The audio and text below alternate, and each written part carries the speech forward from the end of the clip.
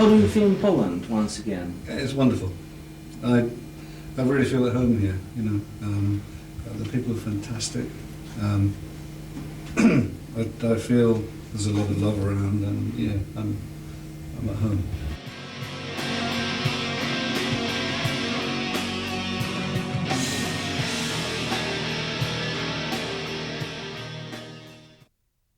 It was 1972 when Robert Fripp invited you to play in King Crimson. I was wondering, where had you played before? I played in a band called Family, which had a very good cult following in the UK and around about Europe, really. But I was the second singer. I wasn't the lead singer, and I wasn't the writer in that band. But what it did do was it got me onto a stage in front of a lot of people without having the pressure of being the singer. So I did my apprenticeship with Family, and in 1972, when I joined King Crimson, at the time we didn't even know it was going to be called King Crimson. We were just going to play together, myself, Robert Fripp, Bill Bruford and David Cross. And then we got a lot of pressure from record companies and management to call it King Crimson. So we did. And so I ended up being the singer, co-writer and bass player with King Crimson. And by that time I was ready for it. You know, I knew how to do what I had to do. I mean, some people can handle a studio and then they get on stage and they just cannot cope.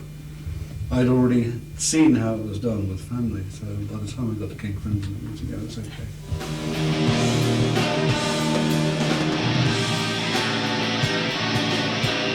Weren't you a bit scared as a musician to play in a band generally recognized as experimental?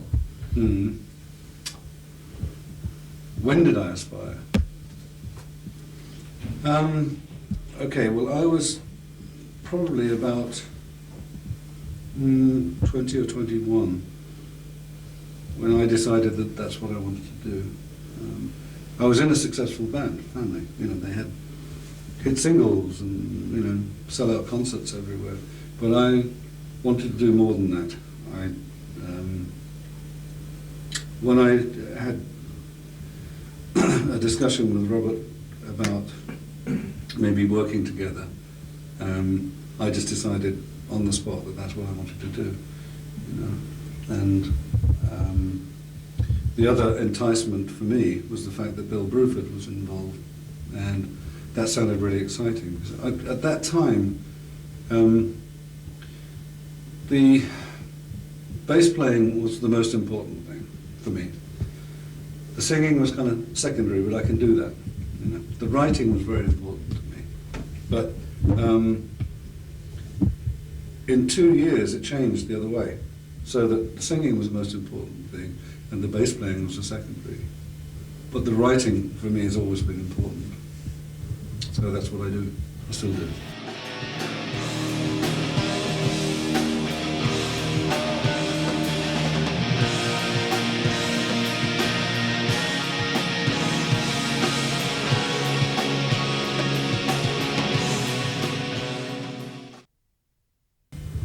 For me, Red is the most important album for King Crimson.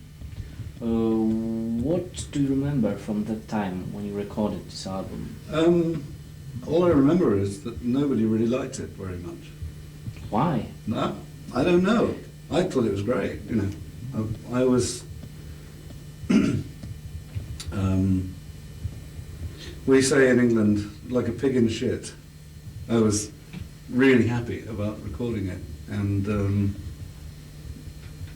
I thoroughly enjoyed recording it. I thought it was a great sound on the album. It was reduced by that time to 3 people.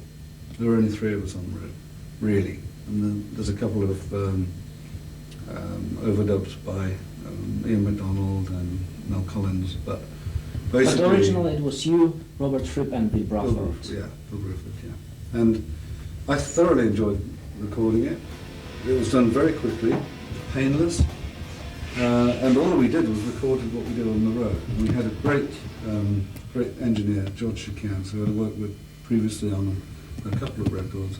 And for me, I thought, wow, it's a very simplistic statement. It's three people, three letters, red. And it had one of the most beautiful songs ever on it, Stars. And I'll be playing that tomorrow.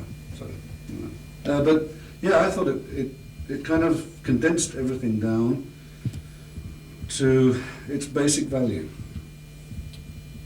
So the intrinsic feeling in the band was actually there. It's captured on record, and nobody liked it at the time. Nobody went for it. The management didn't like it. The record company didn't like it.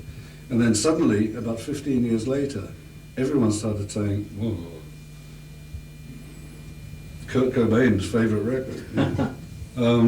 Wow. Everyone started liking it. And I thought, wow, this is unfair, because I loved it all along. I thought it was a great record. And what about Starless and Bible Black? Most strangest album. Strangest album, yeah. It was recorded live. The thing is about King Crimson is that it was a very enigmatic band. So everything was a puzzle. Even Red is a puzzle in musical terms. You have to find your way around it. Starless and Bible Black, everyone thinks that the bass riff must have been written by me. It wasn't. I wrote the tune. The bass riff was written by Bill Bruford. The whole thing about King Crimson was nobody could ever work out how it worked. They would see it from the outside and assume that certain things happened, but they didn't. Within the group, they all happened in different places at different times and in none of the ways that anyone expected.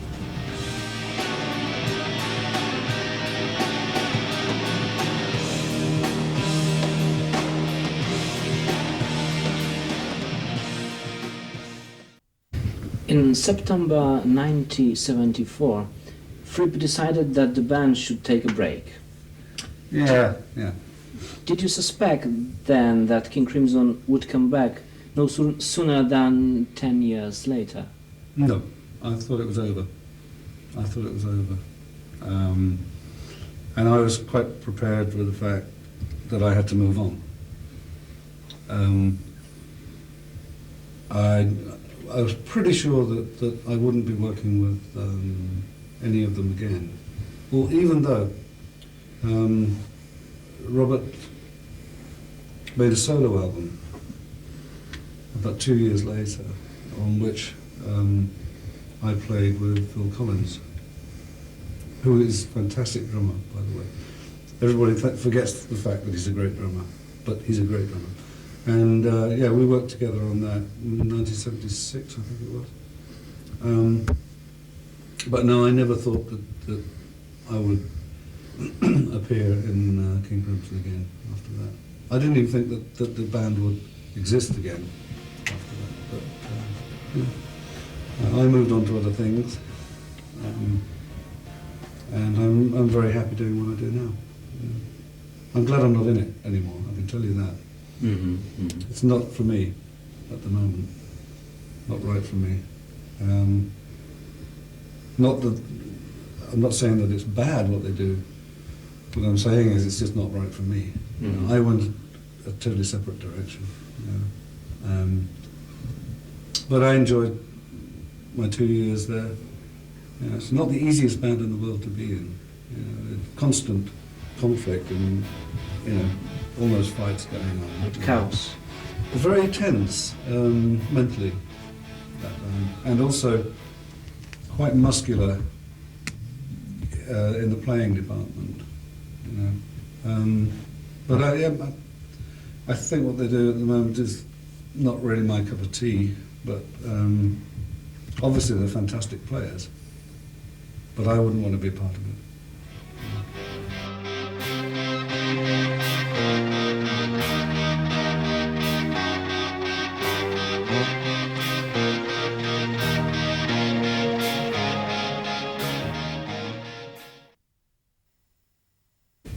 Then was a short episode with Uriah Heep.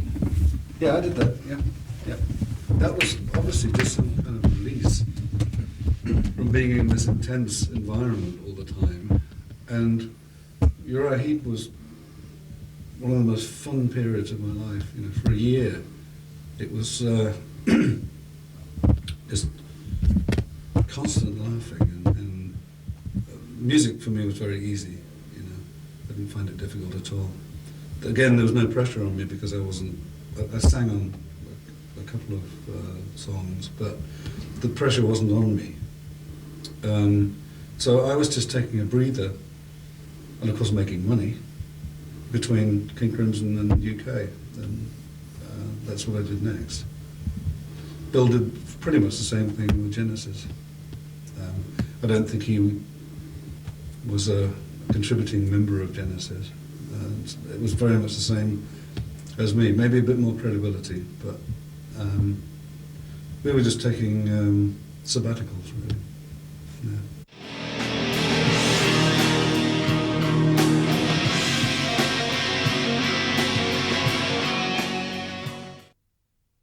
United Kingdom, the next band, UK, was yours from the beginning. Yeah. You invited Bill Bruford and Eddie Jobson to the band?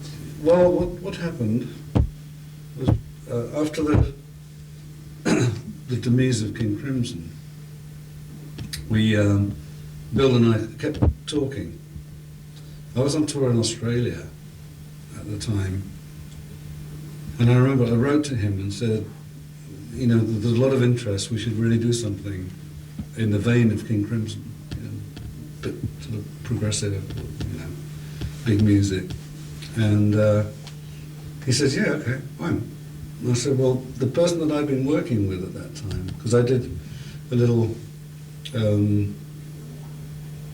think 6 months with Roxy Music, and I was working with Eddie Jobson in Roxy. Yes. And we got to talking, and it ended up that he was unhappy.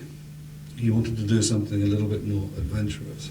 And so when I contacted Bill again, I said, I told him about Eddie Jobson. I said, I think you really like him. He's right, musically right on it. He's a very explosive keyboard player.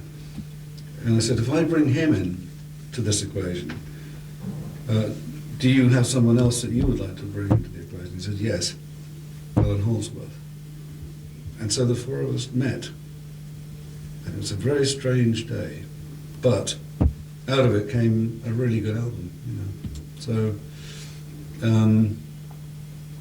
mean, musically, it was, I think, some of the best players I've ever worked with. You know, it was fantastic, fantastic. May not have been the greatest songwriting in the world, but that came a bit later.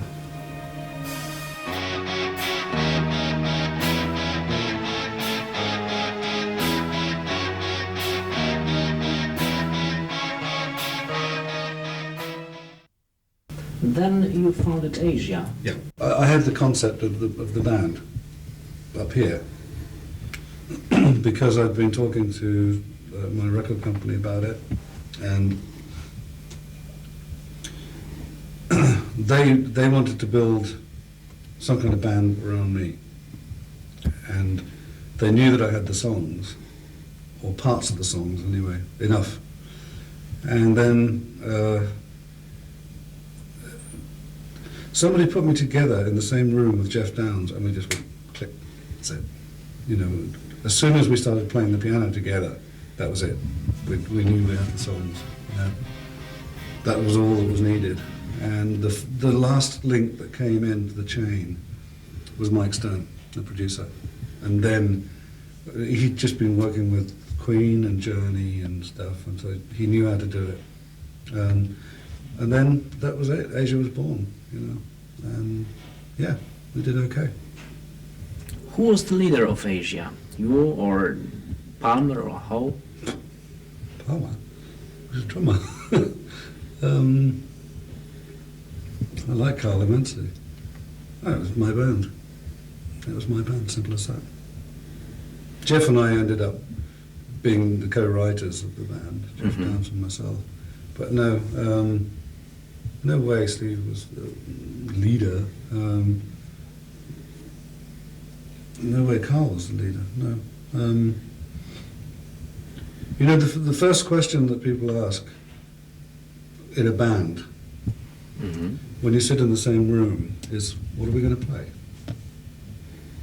And so I would say, okay, well, I got this, it's like this, and off we go.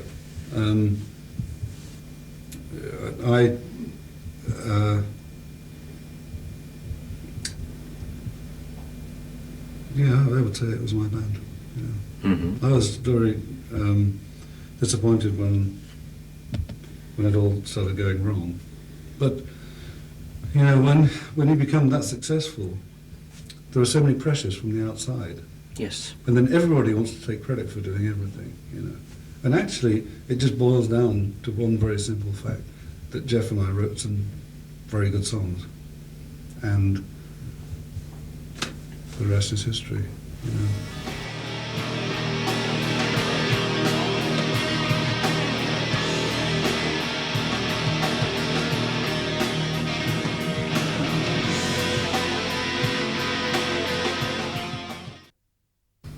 You've got a new album, Rock of Faith. Rock of Faith, yeah. Would you tell us something more about this album? Yeah, it's I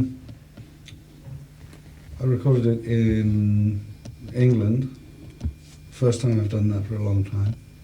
And it's co-produced by two other people, Clive Nolan, who you'll see tomorrow night, and Carl Broom, who's the guitar player with Threshold. And yeah, I went to the studio sometime in August last year, and they've got this new system which is just completely amazing, you know. And I thought, I'd really like to have a go with this stuff. So I booked in for 3 or 4 days to do some drum tracks with Steve, my drummer, and it turned out so well that during the 3 or 4 days I was there, it became obvious that we were going to be working together on this, and so we agreed to spend some more time on it, and I ended up being there for 3 months, and I personally think it's the best sounding record I've made, ever. And what I did was, a lot of people think it's religious because of the title, Rock of Faith. You know, they think that it's religious, but it's not. It's spiritual. It's one of the most spiritual things I've ever done. It's very personal. It's straight from the heart. It's almost like taking words out of my diary, you know. And so put all those items together. Great sound, great production.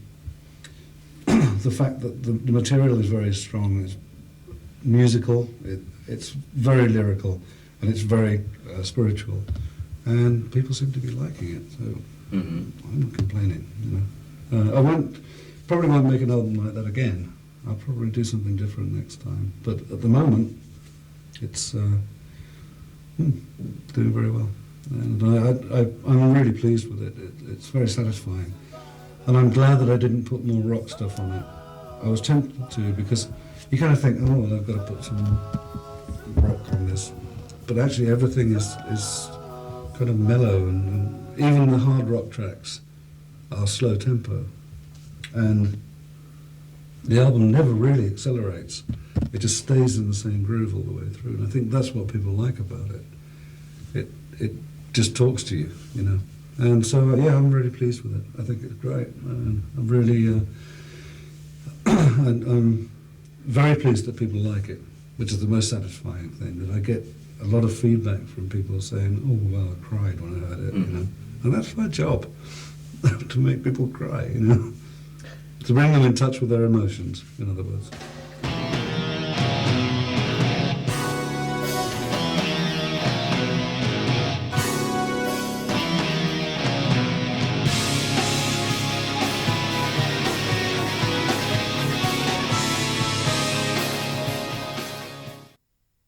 Rock of Fate. Yeah, Do you think that music can change somebody's life?